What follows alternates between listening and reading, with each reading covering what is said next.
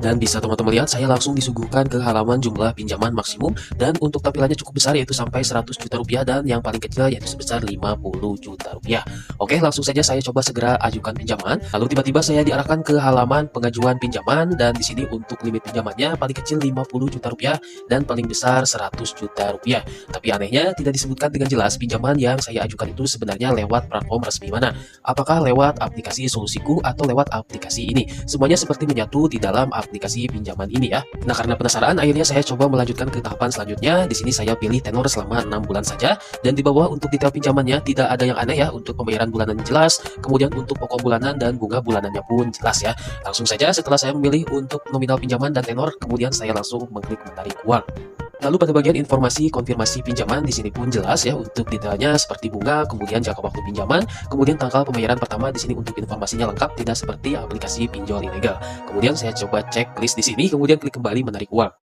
Lalu saya diarahkan ke halaman selanjutnya untuk melakukan perjanjian kontak digital atau perjanjian pinjamannya. Di sini saya coba menandatangani secara digital. Kemudian ketika melanjutkan ke tahapan selanjutnya, di sini muncul pop-up notifikasi yang berisi biaya keanggotaan sebesar Rp250.000.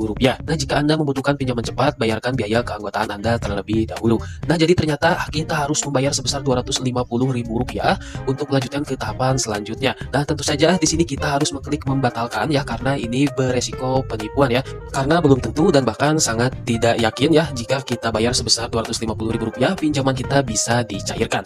Lebih baik kita cek terlebih dahulu untuk legalitas aplikasi ini di situs resmi OJK, yaitu ojk.go.id. Nah, kemudian setelah saya mengunjungi situs resmi OJK dan mencari nama aplikasi ini dalam daftar vintage lending berizin OJK terbaru Februari 2025, ternyata hasilnya aplikasi ini tidak ditemukan dengan daftar tersebut ya. Artinya aplikasi ini tidak terdaftar dan tidak memiliki izin resmi dari OJK, sehingga dapat dikategorikan sebagai aplikasi pinjaman online ilegal.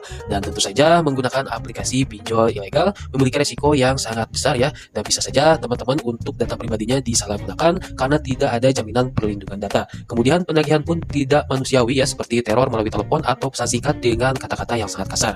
Kemudian bunga dan denda yang tidak transparan yang dapat membatalkan peminjam, dan tidak ada perlindungan hukum jika terjadi perselisihan atau masalah lainnya di kemudian hari. Nah, maka dari itu sangat penting untuk teman-teman selalu memastikan aplikasi pinjol yang digunakan telah terdaftar dan diawasi oleh OJK.